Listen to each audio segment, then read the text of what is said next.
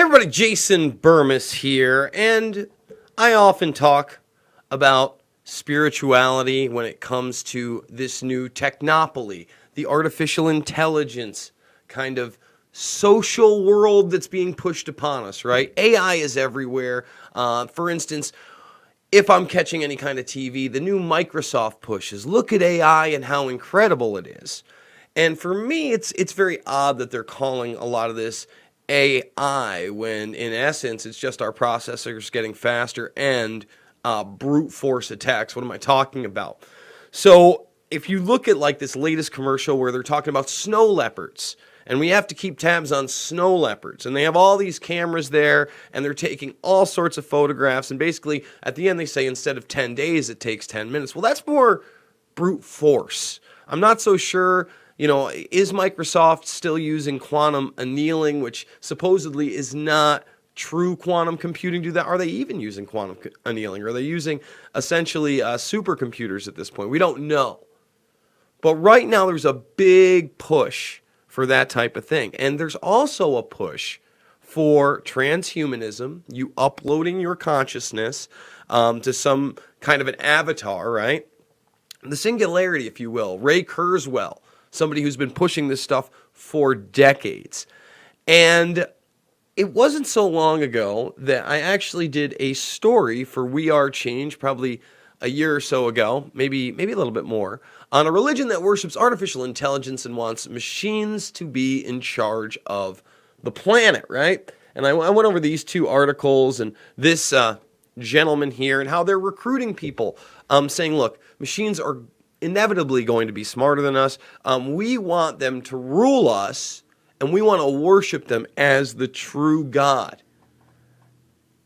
Now, I'm a huge advocate for technology, but when we're talking about now turning to technology for spirituality and essentially encouraging a technology that we create to get out of Pandora's box because it will know best for us, that is pure insanity.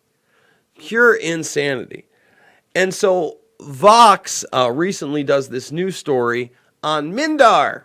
I'm probably mispronouncing it, but it's not true AI, but we're going to get into how it's a push for true AI. Robot priests can bless you, advise you, and even perform your funeral. And for now, this thing is basically, not even really a souped up Disney ride, right?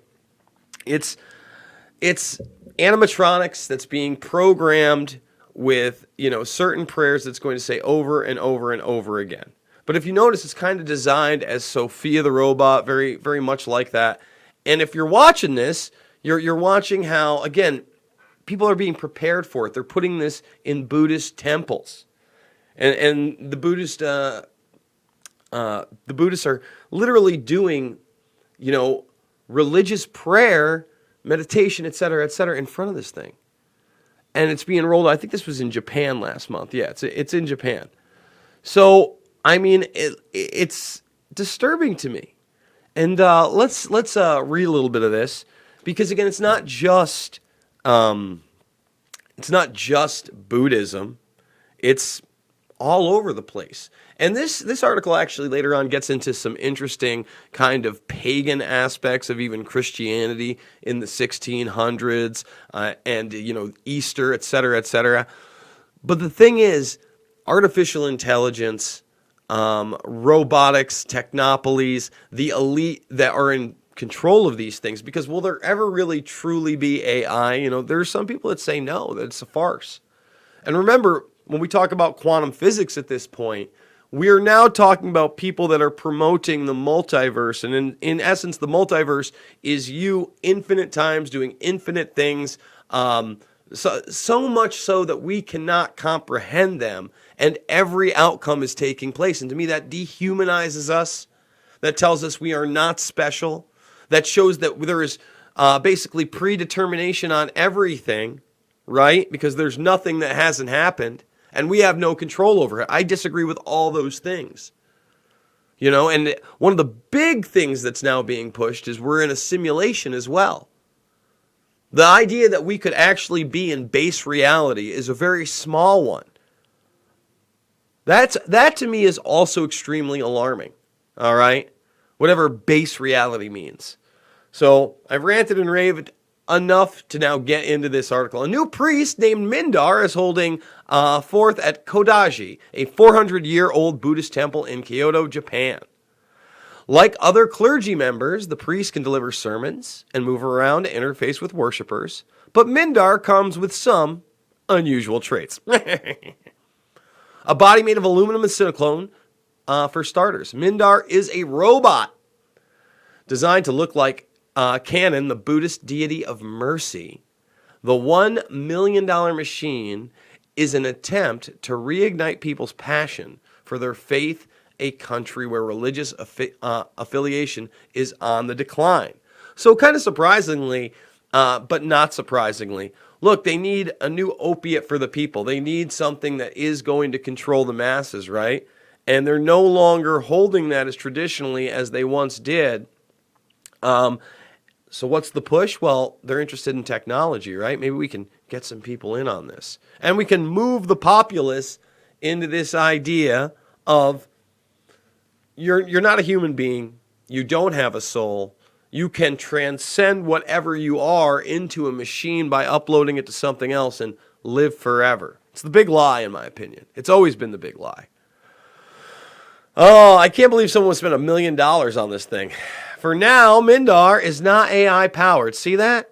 It just recites the same pre-programmed sermon about the Hertz Sutra over and over. But the robot's creators say they plan to give it machine learning capabilities that will enable it to trailer feedback to worshippers' specific spiritual and ethical problems. So here's the thing. What are they really going to be doing? Another algorithm. It's an algorithm. That's what this is going to be. This isn't true AI. This isn't quantum intelligence. And you know what? I think I'm going to go to something live. Let's see. Hopefully this doesn't get taken down because of a copyright notice. Because I know that there's other stuff out there with Geordie Rose that often does get taken down. And I want to find this one clip. Somebody sent it to me days ago. I don't know if I retweeted it. Come on, baby. I get a lot of stuff if you haven't seen, guys. And with Geordie Rose, this is a guy who was like more of a business guy, right? But he's into AI. He's into basically transcending his body. And he was very, very heavily involved in D-Wave, all right? Now, if you don't know what D-Wave is, it was the first commercial quantum computer. And, you know, some people say it's not a real quantum computer, et cetera, but it was partnered with Google and NASA. And remember, Google's very interested in this, and NASA also very interested in this. Man, so much tweeting. And let's see. H.P. Lovecraft stuff? No. I'm going to hit Control F and see if it's even come up yet. No. What day is this? September 13th? This is 6 days ago? I'm pretty sure it's there. Let's just find it. Right? Geordie Rose and Demons.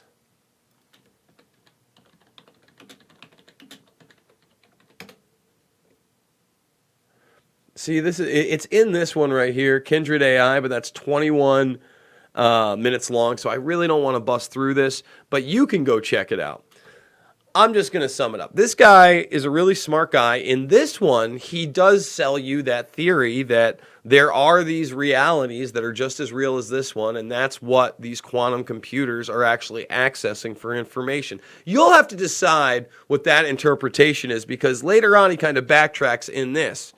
But he talks about how eventually artificial intelligence will see human beings as nothing more than an ant-like creature that it gives no thought about and does not care about. That's a scary thing.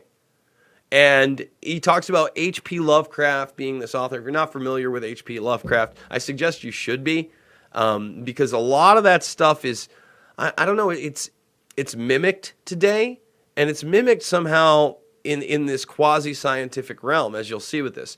You know, he talks about how these things will be very alien-like creatures, and we can't imagine what they'll do. And once you unleash them, you're not going to be able to put them back inside the box. So Geordie Rose is a really interesting guy. I'm not going to say he's not. He's a competitive guy. He's trying to transcend his body. He's very open about it, and there's a lot of these people that are.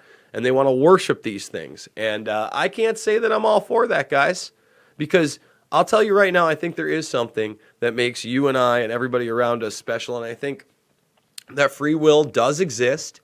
And I don't know exactly what a soul is or if that exists as a soul, but to me, the evidence is in. We are special. And if we want to bow down to something that we create, basically an artistic extension of ourselves, which in essence, human beings can be very dark. And those that create them and drive them can be very dark.